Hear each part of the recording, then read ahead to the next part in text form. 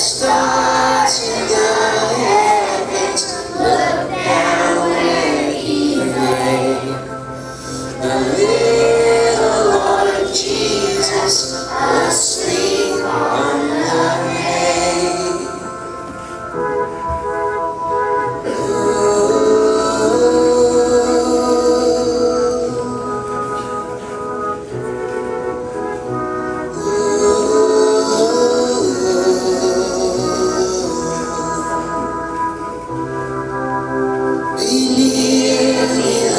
Jesus, I ask thee to stay close by me forever and love me, I pray. Bless all the dear children in thy tender care, and fill us for heaven to live with thee there.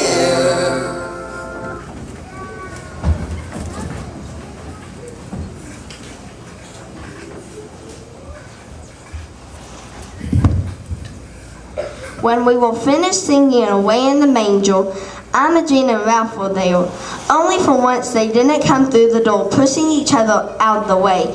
They just stood there for a minute, as if they weren't sure they were in the right place, because of the spotlights, I guess, and the church being full of people. They looked like people you see on the 6 o'clock news, refugees in some strange ugly place with all their bags and boxes and sacks around them. It suddenly occurred to me that this was how it must have been for the real Holy Family, stuck away in a barn by people who didn't much care what happened to them. They couldn't have been very neat and tidy either, but more like this, Mary and Joseph.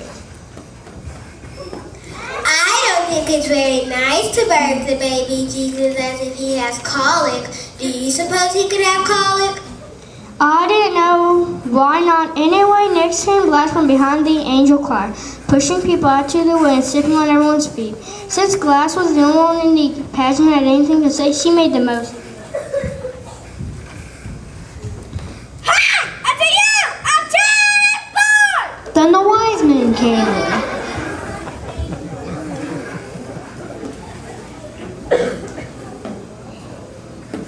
What have they got? I don't know, but whatever it was heavy. Leroy almost dropped it. I knew this would happen. I bet it's something awful like a burnt offering. Well, they did burn things, but they hadn't burnt this yet. It was a ham, and right away I knew where it came from. My father was on the church charitable works committee, and they gave away food baskets at Christmas.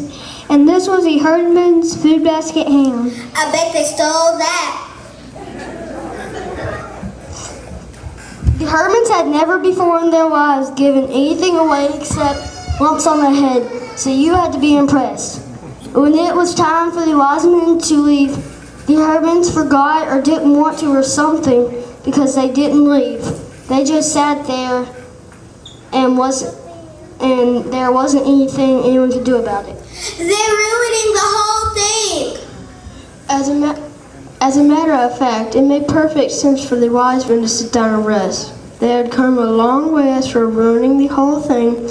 It seemed to me that the herdmen have improved it a lot just by doing what came naturally, like burping the baby, for instance, or thinking a ham would make a better present than a lot of perfume oil. I almost wish for the pageant to go on with the herdmen in charge to see what else they would do that was different. Maybe the wise men would tell Mary about their problems with Herod, and she would tell them to go back and lie their heads off.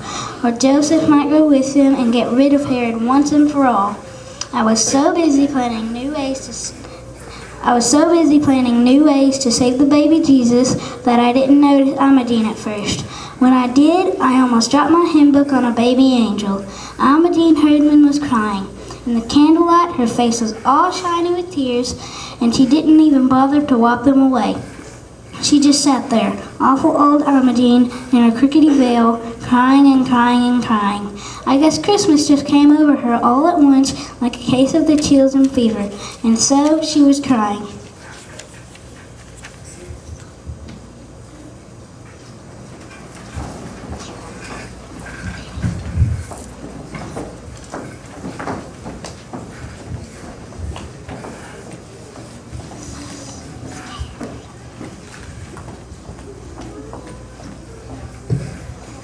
Silent night, Holy night, all is calm, all is right.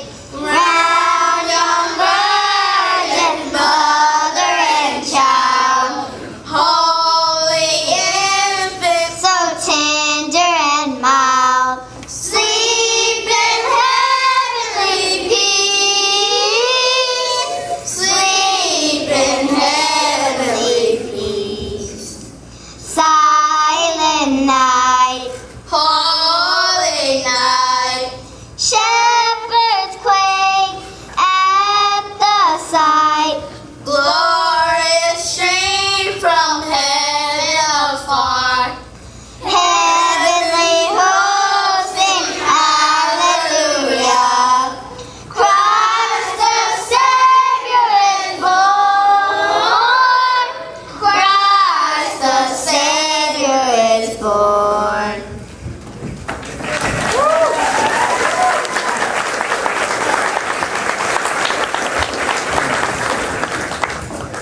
Well, it was the best Christmas pageant we ever had. Everybody said so, but nobody seemed to know why. When it was over, people stood around the lobby of the church talking about it. There was something special. They couldn't put their finger on what. Now, whenever I think of the Christmas story, Mary is always going to look a lot like Imogene Herdman, sort of nervous and bewildered, but ready to clobber anyone who lays a hand on her baby. And the wise men are always going to be Leroy and his brothers bearing ham.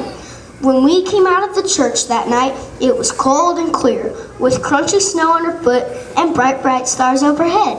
And I thought about the angel of the Lord, Gladys with her skinny legs and her dirty sneakers sticking out from under her robe, yelling at all of us everywhere.